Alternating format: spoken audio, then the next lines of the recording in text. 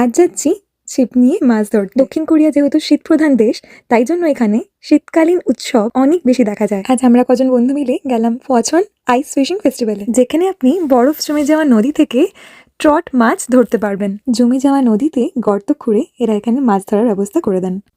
মাথা পিছু 3টে করে মাছ আপনারা ধরে বাড়ি নিয়ে যেতে পারবেন। এছাড়া আরও একটা মজার অ্যাক্টিভিটি আছে, যেখানে আপনাকে খালি হাতে মাছ ধরতে হবে, আর আপনি এখানে 3টের অনেক বেশি মাছ ঘরে নিয়ে যেতে পারবেন। এছাড়াও ছিল আইস স্লেজিং অ্যাক্টিভিটি, যেটা কিন্তু ভারী মজার। আমরা এখানে টায়ার নিয়ে পৌঁছে গেলাম। এই অ্যাক্টিভিটিটা ভারী মজার, ভয় লাগবে কিন্তু ভারী মজার। আমাদের সেফটির জন্য ওখানে সবসময় লোকজন আছেন। এরকম নিচে আসার সময় ভারী ভারী মজা হচ্ছিল।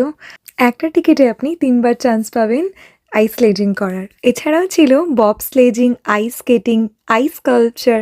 হাতে সময় থাকলে আপনাদের ধরা মাছটি আপনারা বারবিকিউ কর্নারে দিয়ে বারবিকিউ করে ওখানেই খেতে পারবেন। এছাড়াও কনসার্টের ব্যবস্থা আছে এবং সান্তা ক্লজের একটি খুব সুন্দর পোস্ট অফিস আছে, যেখানে আপনি আপনার ইচ্ছে মতো ফটো তুলতে পারবেন সান্তা ক্লজের সাথে।